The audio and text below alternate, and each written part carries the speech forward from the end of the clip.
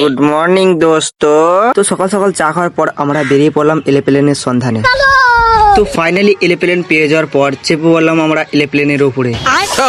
তো কিছুটা যাবার পর আমি দেখতে পাই আজকে সূর্য উঠেছে। अच्छा हमको सिखा रिया है। আর সালা প্লেন থেকে নেমে আমাকে আবার ঘুম লেগে গেল। তো তাই জন্য দেরি না করে আমরা চেপে পড়লাম জেট বিমানের উপরে। আর সালা কিছুটা যেতে না যেতেই আমাদেরকে ল্যান্ড করে দিল সিটি সেন্টার বাজারে।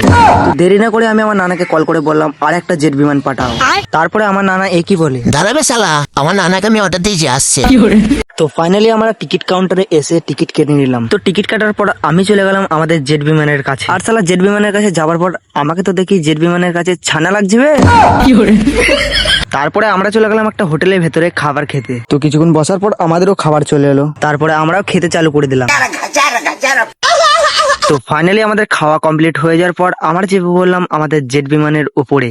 আরে একটা কথা তো বলতে ভুলে গেছিলাম, আমরা চলে যাচ্ছি ধানবাদ আর ওখানে আমার বেটি থাকে। ফাইনালি আমাদের একটা ব্রিজের উপরে আছি আর এখান থেকে কিন্তু ভিউটা অনেক সুন্দর লাগছে। मौसम तो ऐसा लग रहा है दिल गार्डन गार्डन हो তো ফাইনালি আমরা নেমে পড়লাম ধানবাদে আর এখান থেকে কিছুটা হেঁটে দেওয়ার পরে আমাদের বেটির বাড়ি। তো আমরাও হাঁটতে হাঁটতে চলে গেলাম আমাদের বেটির বাড়ির কাছে। তারপর কিছুক্ষণ পর আমরা একটু রেস্ট করে নিলাম। রেস্ট করার পর আমরা বেরিয়ে গেলাম বার দিকে। তো ফাইনালি আমরা বেরিয়ে পড়লাম ভিডিও শুট করতে। আর ভিডিওটা কমেন্টে জানাবে। আর আজকের ব্লগটা এখানেই শেষ। আর এরকম ধরনের ভিডিও দেখার জন্য আমাকে ফলো করে রাখবে।